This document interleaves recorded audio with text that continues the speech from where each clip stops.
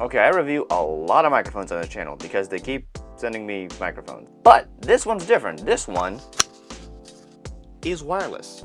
Let's talk about it.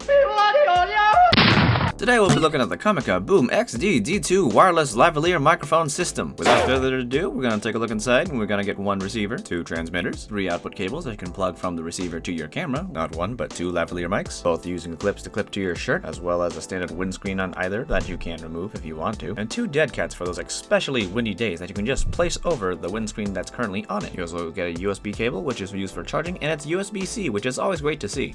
You also get this pin thing, which is often used to remove like the SIM cards from phones, but for here, we can just poke it into our little holes on the devices in case anything goes wrong with them. You also get a manual, warranty card, and a little certification to let you know that it passed quality control.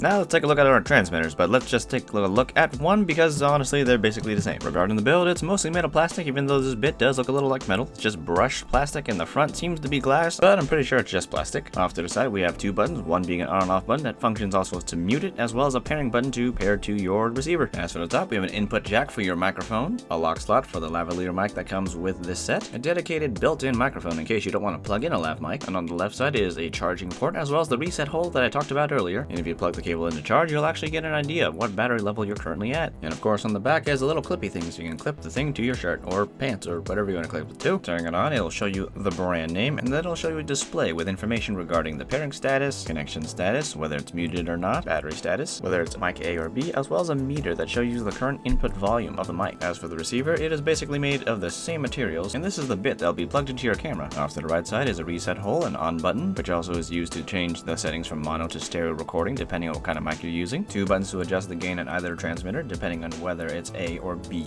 Moving on to the top, we have a headphone jack for live monitoring, as well as an output jack that you'll be using to plug this device into your camera or your smartphone, really depends. Off to the left side is the charging jack, which also shows you the charge if you plug it in, and of course on the back is a clip which you can clip to your clothes. It's also conveniently designed to fit onto a hot shoe or cold shoe on your camera. Turning it on, we're met with the branding before the display, and here is the display, which will show us if we're recording in mono or stereo depending on the mic we have, which can be adjusted by short pressing the on-off button. The other two buttons are there to adjust the gain levels on the other two receivers' mics, boosting either of them to a maximum of 12 decibels. Of course, there's the battery level. Alright guys, once you got everything set up, this is how the microphone's going to sound. In case you're wondering, the things do pair automatically with each other, and it's pretty easy, so that's always good to see. Now, this is of course going to be the sound from the lavalier microphone that comes in the set. If you don't want to use this lav mic specifically, you can also use a different lav microphone, or even the microphone that's built onto the transmitter itself. And now this is how the transmitter's microphone will sound. There's no mic plugged into it.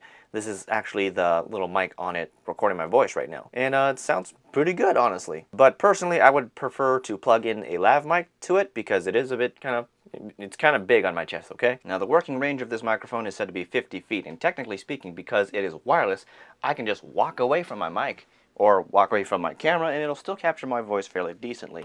Get out of my room even and just walk down the hall and probably get a drink of water. Hey, Chrissy, what you making? I'm eating some of this. Oh, okay. And I am back. With the working wireless range that we got right now, you can use this lav mic for most applications in which you would use a lav microphone. And honestly, I don't think there are many situations in which you'd be filming a person 50 feet away with a lav mic. Let's be honest here. Of course, with this range of movement and the fact that I can use both my hands and walk around stuff, there is a price to be paid for the freedom that you get with a wireless lav mic system, or just any lav mic in general. And that has to do with a little bit about sound quality, and you'll see kind of why. Microphones like to have direct lines of sound, and if I talk straight into a mic like this, of course it's going to sound a lot better versus trying to capture sound from under my chin. That's just kind of how mics work. But when it comes to lav microphones, when you decide to use one, this is usually the sacrifice you know you're going to make. But if you don't know, now you know.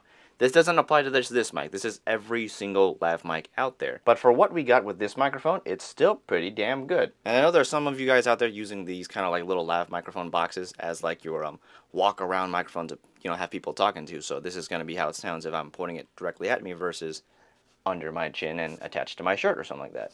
Say you're like pointing at someone like interviewing them for some reason this kind of way, and you can hear how quiet my voice is compared to when it's pointing at me from this example, at least with this guy right here. If anything, just know that mic positioning for the lav mics is always very important if you want the best quality. And you don't necessarily just have to attach it to your shirt, because you can attach it to various other things. Sometimes you want to attach it to a hat, or even like, hiding it under your hair if your hair is really long or something like that.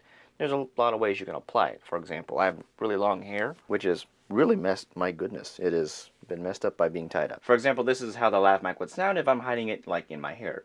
Right now it's over here, just kind of hidden, tucked, hanging, dangling from my ear. Just know that you're going to get some sound if you move it around with your hands, and if the wind blows and there's your hair on it.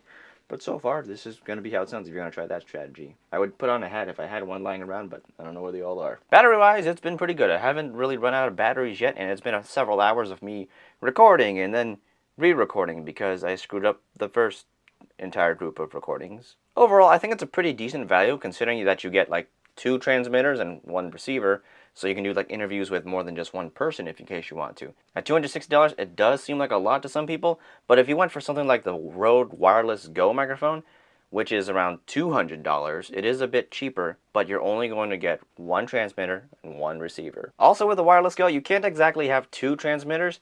If you do, you have to buy a second set in which you'll have 2 receivers and 2 transmitters, at which point you've already paid $400, so there is that to keep in mind. Just gonna tie my hair back up because it is pretty damn hot in this room. Value-wise, it's hard to go wrong with this guy. I personally think it's worth it, and you get what you pay for. As with everything, I'm all about a use case scenario, and when it comes to this guy, it's best used when you really need to hear the voice at all times. You don't want to worry about like how far you are from your microphone on your camera, like when there's a shotgun microphone, where the further away you get, the quieter you become. If you always want the voice present in your video, no matter where you are in the frame and what you're doing, then a lav mic is a good situation to have, and this one is a pretty good deal, especially because there's 2. Well, that's about all I got to say about this microphone system thing. It is a wireless system thing that works and does its job well. If you guys want to buy it, there will be a link in the description for you guys to check out, and I guess that wraps things up. That's about all I got today, so remember to like and subscribe unless you didn't like it at all, but you can still subscribe to know when I'm posting something that you probably would like more. Also remember to hit that bell icon so you know exactly when I am going to post and